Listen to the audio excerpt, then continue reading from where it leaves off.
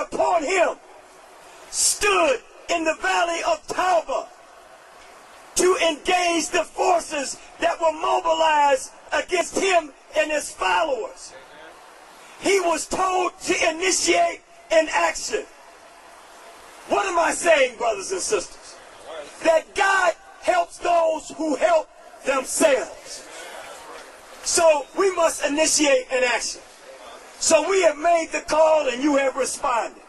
And we thank Almighty God for your presence.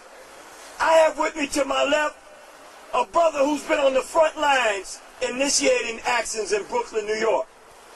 Last week, as you probably well know, I was in Philadelphia, standing in Philly with 10,000 men initiating an action, who signed up pledges that they were going to take it to the streets.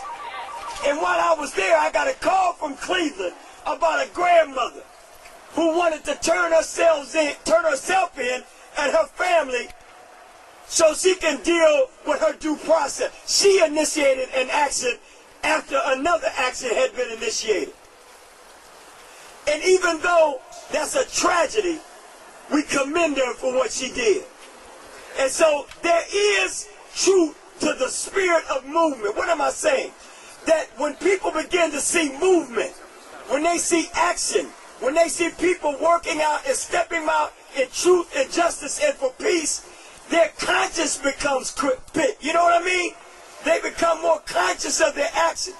And we hope by today's action that the preventive consciousness in our young people will allow them to stop doing things and think before they act, before they shout at one another, before they hit one another, before they shoot at one another, that they will talk it out, that they will work it out, and they will resolve their differences. I bring to you the National Coordinator for the Nonviolence Initiative of the National Action Network under the leadership of Reverend Al Sharpton, my brother and your brother, Tahaka Robinson. No justice, no peace. No justice, no peace. No justice, no peace. What do we want? Peace. What do we want? What do we want? We want it all together. Good afternoon, everyone. How you doing? My name is Tahaka Robinson. Tahaka Robinson. I'm the chairman of the Nonviolent Committee for the National Action Network. I met Brother Samad 3 weeks ago because an act of violence had transpired here in this city, and we had reached out to him and said that we had to do something about it. So the first thing we did was we reached out to Peace in the Hood, because that's what they represent. And I want to thank God today for being able to assemble all of these individuals under one auspice to take this action. Everyone has to mobilize in their own right, but as a community, whether it's black, whether it's white, whether it's Muslim, whether it's Christian, whether it's Jewish, we need to all come together, because this is a national problem. This is not a problem that's just happening in Cleveland. It's happening in Chicago. It's happening in Detroit. It's happening in Atlanta. It's happening in Los Angeles. It's happening in Miami. It's happening in Brooklyn. This shirt that I have on, this is what made me call to action. A year ago, I was in the hospital getting a hernia operation. This young lady's name was Chanel Petro Nixon. 16-year-old honor student in Brooklyn. Walked out of house on Father's Day to go get a job application in Applebee's, never made it home, ended up in a garbage bag on the street 3 days later. When I got out the hospital, I said, what is going on? Have we become so callous that we will allow our children to be thrown out with the garbage? I was talking to Brother Samad. He told me it was a situation with a young lady a few years ago that happened in the same capacity. There is a sick mindset in this country, and we as a community must start coming together to work to eradicate this violence. Right. It's everybody's problem happening in everybody's community. It's not just gun violence. It's not just gang violence. You've got domestic violence.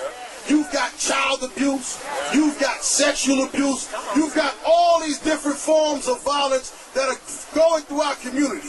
When an entire family can go and chase down a little girl, 15 years old, hold the people who try to help her at bay, stab a young man 5 or 10 times in the back because they're trying to stop them from doing something to this young lady. The grandmother's playing Spectre Fray, the other one got the stun gun. This is ridiculous.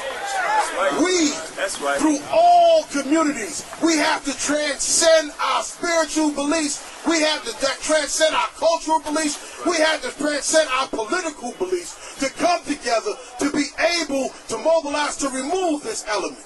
Because 20 years from now, our children are going to be looking at us saying, what did we do? It's not about us. We can leave here today tomorrow. What type of legacy do we leave them? That's right. Come on up, baby. What type of legacy do we leave them? 20 years from now, it's going to be worse than this. We have to start mobilizing all over the place. There are so many different problems in our communities, and we need to deal with them. But we can't just keep hiding around saying, that's not my child. Because today is not your child today. It might be your child tomorrow. And that's what you have to understand, that we have to get these children to understand that we are all one. That's right. We all one. We are all one. We We all one. are all one. We all one. We are all one. We all one. So when something goes down on your block and you see something happening and you don't do nothing about it, Better come together. you are being a traitor to your community. That's right. That's right. When you don't see something happen to the sisters, you being a traitor to the community. That's right. When you don't see something happen to the brother, you being a traitor to the community. That's right. Our communities have not been a place where thugs and hoodlums can come and rape and defile the communities. Disrespect our seniors. This is not what we were raised to be. So we have to call the action. We cannot be comfortable and we cannot be complacent. We have reached some forms of achieved status in our lives, and sometimes we go ahead and we move on and go a different direction, and we stop paying attention to the things that we once paid attention to growing up. We have to come back and start paying attention to our children. There are so many different circumstances going on with our children, and we have to start addressing them. So what I'm going to say to y'all today, if you see something, say something. If you see something, say something. If you see something, say something. If you see something, say something. I'm Tahaka Robinson. Again, that's why we're here. This is a rally. A rally is designed to pump up the volume. A rally is designed to energize you. A rally is designed to make your blood begin to pump a little faster, a little harder. A rally is designed to make your feet move a little quicker. A rally is designed for you to open up your ears a little more, to open up your mouth a little more, to open up your eyes a little more, to begin to move in cadence with us and with you in harmony. That's what a rally is for. And we're not going to stay here. We got to do some walking while we talking.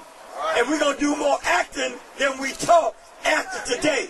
I want to introduce to you a brother. He's not going to speak, but I want all of us to know this is called total community involvement. And when we have total community involvement, that means you got Grandmother Walton, who lives in Garden Valley. She's the mayor of Garden Valley. She's 70 plus years old, on the job, in the street, every day, doing her thing. We got little babies, 7 and 6 years old, talking about Brother Khalid. We ready to take it to the streets. We want to be involved in the call to action.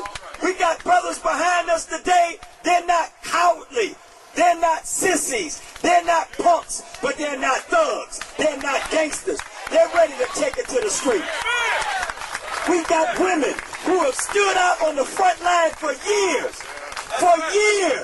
making this noise, calling us out, trying to engage us in some kind of process that we would get back out there like we did in the early 90s.